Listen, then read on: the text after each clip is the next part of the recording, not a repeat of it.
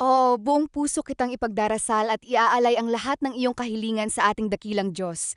Narito ang buong panalangin na inihanda para sa iyo. Panalangin para sa karunungan, ugnayan, at banal na pagkatakot. Amang makapangyarihan, sa pangalan ng iyong anak na si Hesus Kristo, lumalapit ako sa iyo kasama ang kapatid kong ito na buong pusong naghahangad na makilala ka ng lubusan at lumakad ayon sa iyong kalooban. Para sa karunungan, kaalaman, at katalinuhan. Panginoon, Ikaw ang pinagmumulan ng lahat ng liwanag at katotohanan.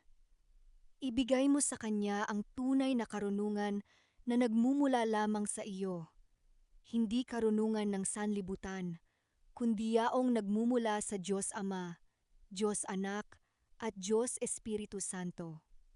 Bukasan mo ang kanyang isipan at puso upang maunawaan niya ng malalim ang iyong salita na nasa Biblia. Gawin mong ilaw ang bawat talata sa kanyang landas at turuan mo siyang humango ng katotohanan, aral at pag-unawa mula sa banal na kasulatan. Tulungan mo siyang makita na ang lahat ng tunay na karunungan ay nakatago sa iyo at sa iyong salita, para sa tama at matalik na ugnayan sa Trinidad. Amang mapagmahal, hilahin mo siya ng mas malapit sa iyo. Alisin mo ang anumang hadlang na naglalayo sa kanya sa iyong presensya. Bigyan mo siya ng matibay, tama at matalik na ugnayan sa iyo, na hindi lamang sa panalangin kundi sa bawat sandali ng kanyang buhay. Turuan mo siyang makilala ka ng buo, bilang Diyos Ama na siya ay minamahal, tinatanggap at inaalagaan. Bilang Diyos Anak na si Hesus Kristo na siya ay iniligtas, naunawaan at laging kasama. Bilang Diyos Espiritu Santo na siya ay ginagabayan, pinatitibay at nananahan sa Kanya. Pag-isahin ninyo ang kanyang puso sa tatlong persona ng Diyos upang lumago ang kanyang ugnayan sa inyo ng lalo pang malalim, matatag at puno ng pagtitiwala at pag-ibig.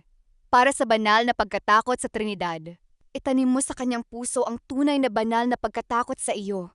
Hindi takot na maparusahan, kundi ang malalim na paggalang, pagkilala, at pagpapahalaga na kayo ay banal, dakila, at marangal. Ang pagkatakot na ito ang magiging simula ng lahat ng kanyang karunungan, at ito ang magpapanatili sa kanya na lumakad ng tama, tapat, at kasiyasiya sa inyong harapan, Ama, Anak, at Espiritu Santo. Ito ang pagnanais ng kanyang puso, Panginoon, na makilala kayo ng lubusan, mamuhay ayon sa iyong salita, at magkaroon ng ugnayan na nagpaparangal sa iyong banal na pangalan.